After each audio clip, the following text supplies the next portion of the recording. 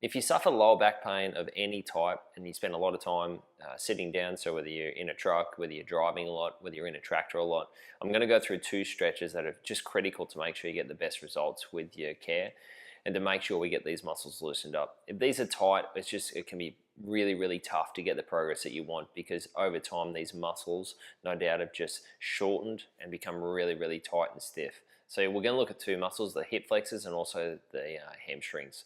The first one I'm going to cover is the hamstrings. Now there's 3 muscles to the hamstrings. It's really important you get all 3. What we want to do is when you're doing the hamstring, you want to keeping the legs straight, you want to keep the back straight, and you want to keep the toes straight up and down. You want to lean forward. Now that's as far as I have to go, and I can already feel that running all the way down into the hamstring muscle. And then what we want to do is we want to turn the toe out, all the way out, and have the same movement again. And then back off, and then the toe in, and lean all the way in. What you don't want to do is you don't want to bounce, and you don't want to try and touch your toe. That just causes a lot of pulling up through the lower back region. Our goal for this is to just feel the stretch underneath the leg and to get all 3 hamstring muscles. Another way you can do it in a seated position. Same principle, and you can get a little bit more of a stretch.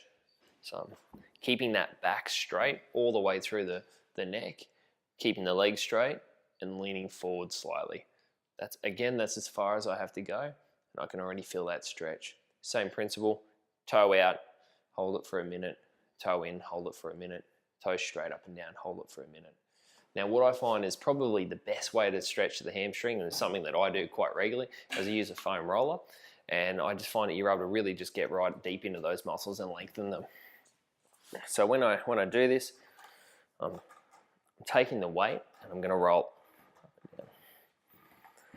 Now I'm slowly turning my leg out and then slowly turning my toe in. All right, and then I want to go up a little bit further and do the same movement all the way down the hamstring. Now you don't want to go underneath your knee. Stop as soon as you come to that bone. You want to work all the way up until you hit the sit bone there. Another way you can also add a little bit of extra pressure is you can use your other leg, put on this leg, and it just weights it a bit more, and you can get a lot deeper roll through there and a lot deeper stretch. These are the best ways to get the flexibility through that muscle. Now the other muscle is the hip flexor. The hip flexor attaches on the front of the spine and comes down and attaches onto the front of the femur. When you're in a sitting position, same thing as the hamstring. When you're in a sitting position, both of these muscles, they shorten. All right, and when a muscle shortens, it becomes really tight. Now the hip flexor, it can be quite difficult to stretch. It is one that's quite deep into the abdominal area, and so you have to be quite specific with it. So what we're going to do, I'm going to be stretching the right hip flexor. I'm going to raise my hands above my head, and I'm going to bring my pelvis forward, and at the same time my arms are going to go backwards. And leaning forward, and hold. And back. Now with this one, you can do it in what they call an active, so where you're coming forward, holding, and coming back.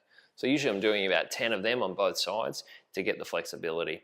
Another way you can stretch the hip flexors is you can use a lacrosse ball or a tennis ball and let it lie within that pelvic cavity. It can be a bit tricky, and if you want help with that, let me know and I can show you the best way to do it. I hope this helps. These are both really important stretches to get the flexibility in that lower back area to make sure you get the best results with your care.